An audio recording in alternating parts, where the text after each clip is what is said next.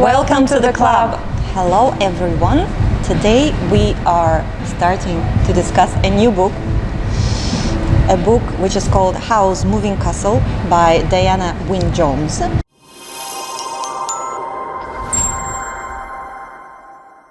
And as usual, when we start discussing a new book, we are going to start from discussing a little bit of facts from author's biography. And would you like to start? Because I know you like biographies.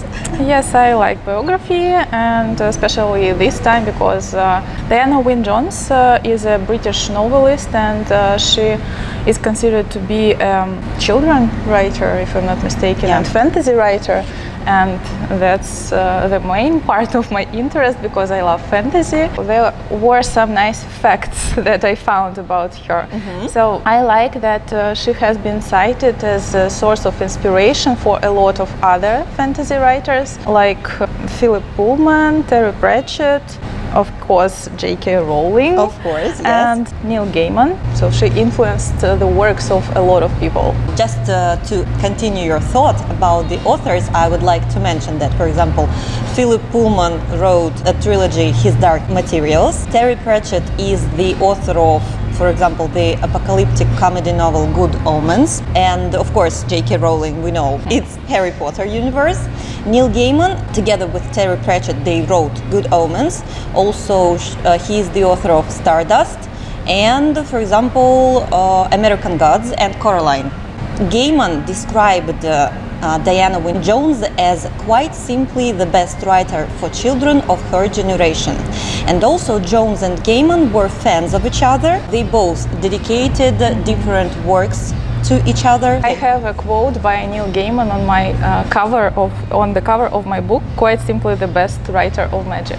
Yeah. On my book, there is just yes, but animated movie. Yes, animated movie by Studio Ghibli, and of course, I would like to tell a piece of information.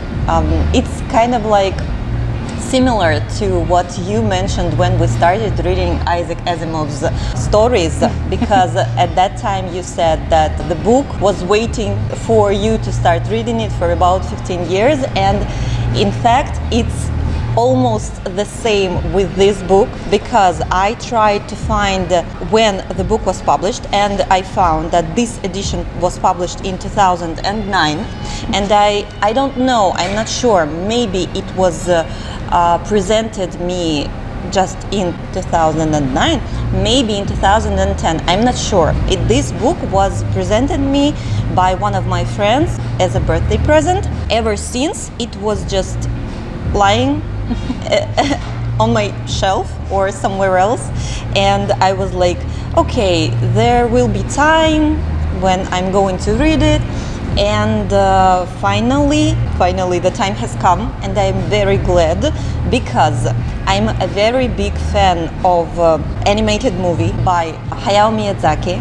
It's one of my most favorite animes of all times, so to say, and in fact many people who watch this anime, they don't know that the anime is based on the book. Of course, after we read the book till the end, I'm going to rewatch the anime because I would like to refresh my memory. Now I can find out how close the book and the anime, how close they are. And of course, it was me who suggested reading this book, and as you might see, Olga is not very happy about it. Can you share your thoughts? Why? Well, I wasn't against reading this book, so for me it's an interesting experience, and I'm ready for new books, for some stories that are not really typical for me, so to say. But actually it's fantasy and it's young adult literature, so I can't say that it's something really special for me, because I read some stories of this genre and I like them, but I am not a fan of anime. I have never watched the whole film or the whole cartoon, but I watched some of the episodes of Sailor Moon and all that TV series, anime series. I don't know how it's called. Yes, it's kind of like Yeah, that. so I watched some of them, but It's not your cup of tea. yes, it's okay. So that's nice. If someone loves it, why not? But yeah, I just do not feel any attraction to this kind of movies and TV series. But I wanted to read this book because you said that the movie was quite nice and probably the story was very good. Yeah, but in reality I had some problems reading it. Of course, I wanted to read this book also because this is one of my most favorite animes, and Howl from the anime, like the character and how he is portrayed there and how he is pictured, it's one of the main crushes of fiction characters that I love him so much. I see all his drawbacks, and I think we're going to discuss it a little bit later. But still, just Howl from the anime is one of my big crushes. I'm not a fan not only of anime but also of cartoons because I can't say that I don't like animation. I can watch it, but I do not have the feeling like I want to rewatch this cartoon even if I liked it. So I don't know, I'm just more interested in films. I think I'm a bit scared to discuss this book just because I saw a lot of moments that I didn't like, and I do not want to offend anyone, so I want to say that if you like this book, it's great, really. And I have nothing against the author because she's a great woman according to her biography, and I really liked reading about her life. And of course I also liked the fact that she studied at Oxford University, and she attended some lectures by Lewis and Tolkien, and Yes. it's really nice. How great it is to be able to attend lectures and to learn something from such people who wrote Chronicles of Narnia and The Lord of the Rings. She's a I lucky can't woman. even imagine how cool is that. One more thing, because I didn't enjoy reading in this time, was because I made a mistake and I watched The Lord of the Rings for the first time in my life a couple of days ago. And really I was so absorbed in this story and I loved the characters a lot, so I just can't stop thinking about them, and I do not want to read about anyone else. Probably that's why. So I understand you, and moreover I understand that, for example, if I was made to read the book without liking the anime and without watching it, I don't know what I would feel about this book, how I would feel about everything I've read. Maybe because I like anime so much, I really enjoy reading this book, and I can understand your feelings too. And I'm a little bit sad that it's kind of like I'm making you reading the book you are not very enjoying. This novel was inspired by a boy at a school she was visiting, and this boy just asked her to write a book called The Moving Castle. It was published in 1986. At those days, the book didn't receive any prizes, but in 2004, Hayao Miyazaki made the Japanese language animated movie, so with the same title. After that, children were more interested in the book, and the book got Phoenix Award from the Children's Literature Association. So it means that about 20 years passed before the book got this award. And one more interesting fact, that a version dubbed in English of this anime was released in UK and US in 2005, and the voice of Howl in English is by Christian Bale. I haven't been aware of this fact before because I have never watched this anime in English, but because of this fact, maybe I'm going to watch it in English as well. I think that's it for the biography. And we can move to the summary. Will you please start? Sophie is the eldest of 3 children. Her father dies. Her stepmother Fanny sends the youngest daughter Martha to be an apprentice of the witch Mrs. Fairfax. The middle sister Letty to be an apprentice at the local bakery, and takes Sophie on as an apprentice in the family hat shop. On May Day, Sophie visits Letty. Sophie is terrified when a handsome man offers to buy her a drink. At the bakery, Sophie is shocked. Letty and Martha have switched places, and Martha insists that Fanny is exploiting Sophie. A few weeks later, the evil witch of the Waste enters the hat shop, curses Sophie to become an old woman. Sophie sees the moving castle that belongs to evil wizard Howl, who eats young girls' hearts. Figuring she's safe because she's old, Sophie goes to the castle, and Howl's fire demon Calcifer observes that Sophie is under a spell. The two strike a deal. If Sophie can break the contract between Howl and Calcifer that binds Calcifer to the hearth, then Calcifer will break the curse on Sophie. However, Calcifer can't tell Sophie anything about the terms of the contract. She'll have to figure it out herself. In the morning, Sophie discovers that Howl is the young man who tried to buy her a drink on May Day. Sophie decides to be a cleaning lady of the castle because it obviously needs to be cleaned. This way she can stick around and discover the terms of Calcifer and Howl's contract. Over the next few days, Sophie discovers that Howl is vain and arrogant. Calcifer and Michael do most of the work, while Howl spends his days out courting. Howl is also working hard to avoid being hired by the king to find 2 missing men, Prince Justin and Wizard Suleiman, both of whom the witch kidnapped recently. The scarecrow Sophie spoke to tries twice to enter the castle, but Calcifer speeds up the castle to shake off the scarecrow.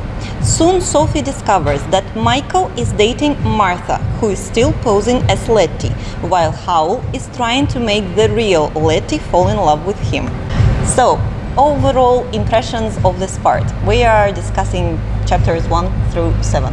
For me, it was a bit childish. I do not like the characters, and that is the main problem, because I feel nothing. I do not understand some of the parts, like why did this witch curse her. I'm a little bit surprised that you said that Howl is kind of a crush for you, Yes. just because he is a really strange character. Yes. He is a wizard, and Yes. a lot of people are frightened of him, are scared, and he has tantrums about his hair. Yes. Like, what?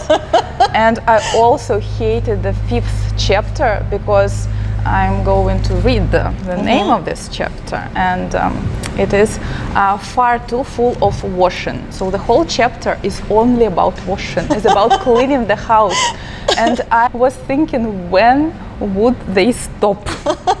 Because it was impossible to read just about the woman who was scrubbing and washing and cleaning and taking away the cobwebs and so on and so forth. Really, it made me crazy.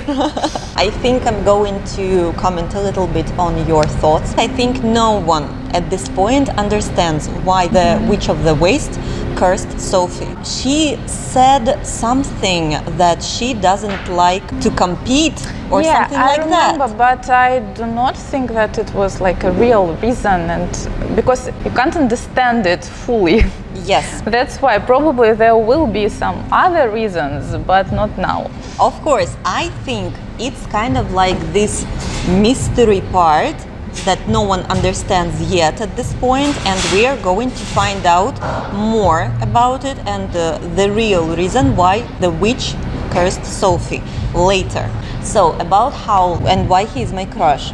I think you also don't quite understand, for example, why I'm a big fan of Snape from Harry Potter. And I think this is my type of characters, not people, characters I fall for. I like strange characters. I like characters who are like full of controversies. I mean, I might like very nice characters. I might like characters who are like understandable and cute and nice. But such characters as like Snape or Howl this time, I don't know, something attracts me. Something attracts me to read about them and to explore them deeper than other characters, because there is something underneath. And I don't say that I like such people in real life. I understand, for example, that the main part of me liking Snape is because it was played by Alan Rickman and how he portrayed this character. And the character in the book is very different. And I think the same is here. How Howl is pictured in anime, he's so extremely handsome and additionally a little bit strange, and he's a wizard, he wears all of those fancy clothes. I really enjoy such things. I mean, I understand that he's a womanizer, he likes to meet girls, make them fall in love with him, and after that he leaves. I strongly disapprove of such behavior in real life, and I don't like that he is described this way, that it's kind of his hobby. I don't like it, but on the whole, Howl, yes, I like him. What do you think about Sophie's reaction when she was cursed? Strange reaction. So she hadn't got any reaction at all. Like, okay, something bad happened to me. I need to do something. I will go to the moving castle. That's it. So I do not understand her. I do not understand anyone there. I mean, we need to remember that the setting of the story is in the world where they say that if you are the older child of, for example, 3, there is nothing for you to look for, to wait for, no nice things are going to happen to you, and Sophie, has grown with this feeling. This feeling was like constantly put inside of her. That's why I think when something of this kind happened to her, it wasn't really that stressful for her. It's okay if I was cursed and became an old woman. What do you think is going to happen next? I hope I will survive and read this book till the end. I don't know, probably she will fall in love with Howl, or maybe Howl will end up with her sister and she will understand that he is not a bad person, and he finally will find the love of his life, and she will be happy because the curse will be broken. So that's the only thing I can imagine. As of now, such a character as Howl, do you think such a person can really fall in love if love for him is just a game where he has to get to some point when a girl loves him and he's not interested in her anymore? I think it may depend on a lot of things. So maybe if he finds a really nice girl that he will really love, so it's okay for him. So I do not think that there should be any big changes in him. Sophie has a bargain with Calcifer, and Calcifer said that she has to find out about the terms of his contract with Howl. What the terms might be? What do you think? No idea. Okay. I don't want to solve the puzzles. So generally when it is a detective story, I love doing it. I love thinking what's going to happen, who is the murderer or who did something wrong, and really I love it in detective stories. But here it's fantasy and I think it's really difficult to predict. Anything else to add on this part? Any thoughts? No. Now let's then move to the vocabulary. I think that the language here is quite simple, and of course it is not bad, because if you want to read in English, you can easily do it. I think it's really a nice book if you to practice. Yes, if it's not your native language, but yes, you want just to read in English. And there were not so many phrases just 2 or 3 of them that I didn't know, and there were some words, but I do not write a lot of them just because they are quite obvious from the context. To hobble means to walk in an awkward way, usually because the feet or legs are injured. Okay. And I do not have any examples because you can open the book at any page and you will see this word. Let's then continue with the phrase that contains the word feet. My phrase is to shake the dust from one's feet, which means to depart gladly or with the intention not to return. And the phrase from the book is, she had the air of shaking the dust off the head shop of her feet. It was about Letty. It beats me. So the phrase is quite simple, but I didn't know that it has this meaning. Something that you say when you do not understand a situation or someone's behavior. It beats me, said Michael. But I think he goes by Calcifer. Most people who come in here either don't notice Calcifer or they are scared stiff of him. I would like to add to this phrase because I also wrote down it beats me, but additionally from this abstract I wrote down the phrase to go by something, and it means to base an opinion, decision or judgment on something. So, but I think he goes by Calcifer. Yeah, my next abstract is going to have also 2 phrases. So the first phrase is to serve someone right. If you say that something bad serves someone right, you mean that the person deserves it. The second one is to be imposed upon, which means to take unfair advantage of. And the abstract is, since Howl was such a wicked man, it probably served him right to be imposed upon. My next phrase, pin down. To make someone provide details about something or make a decision about something, or to force someone to be specific or make his or her intentions known. For example, by asking a lot of questions. If he is, you'll never pin him down. Michael answered. He hates being pinned down to anything. Yes. My next word, a funny one, is higgledy-piggledy, which means lacking in order, neatness, and often cleanliness. I think it was from the chapter you didn't like the most. Yeah, but I have this word here. Okay, the third door opened onto a poky backyard with high brick walls. It contained a big stack of logs and higgledy-piggledy heaps of what seemed to be scrap iron, wheels, buckets, metal sheeting, wire mounted almost to the tops of the walls. Next, I have 2 words. Okay. So the first one is abject, and this is the state of being extremely unhappy, poor, unsuccessful, and here it was abject servility. Servility is the quality of being servile, too eager to serve and please someone else. After all, she had forced her way in quite rudely, and Michael had not complained at all. Perhaps Howl kept him in abject servility. My next also word is a bolt hole, something as a building that offers cover from the weather or protection from danger. And the abstract is, Sophie leaned on the broom and watched Howl cross the room and pick up his guitar. As he put his hand on the door ledge, she said, if the red blob leads to Kingsbury and the blue blob goes to Porthaven, where does the black blob take you? What a nosy old woman you are, said Howl. That leads to my private bolt hole, and you are not to be told where it is. Piously, in a way that shows that you have strong religious beliefs. I do, said Sophie, and she added piously, I can clean the dirt from this place, even if I can't clean you from your wickedness, young man. Okay, and my last word is going to be, you have already mentioned it, but I would like to explain it a little bit more. So, a tantrum, a sudden period of uncontrolled anger like a young child's.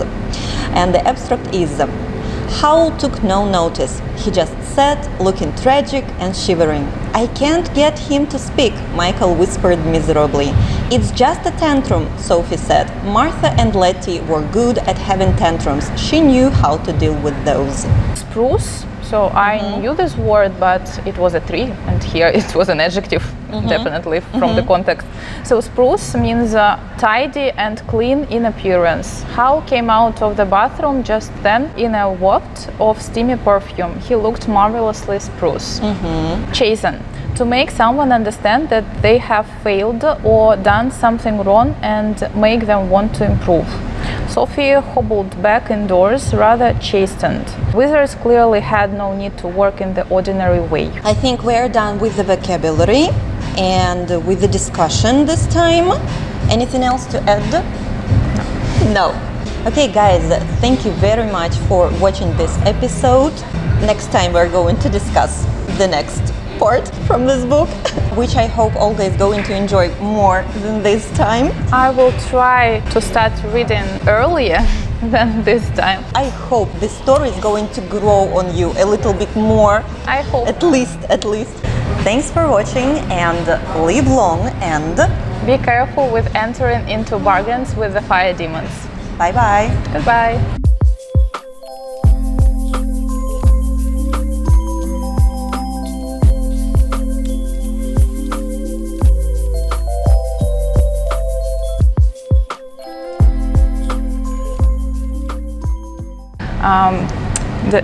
Diana Wynne. Да. What's going on? And I wanted also to mention something, but I forgot. Сейчас, подожди, я вспомню. Что я прям хотела что-то сказать сначала, до того, как я сказала это мнение. А вот что я не помню. Anyways, again, so how to say, как они называются? Даже по-русски не могу вспомнить. Типа,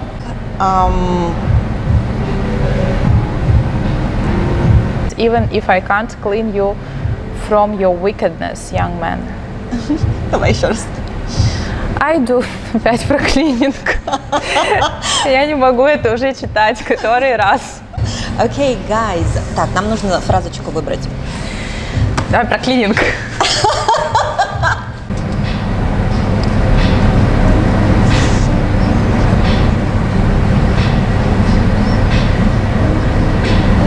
Но что-нибудь типа, знаешь, может быть, мы надеемся, что вам не придется ни за кем убирать зеленую слизь. Сейчас, подожди.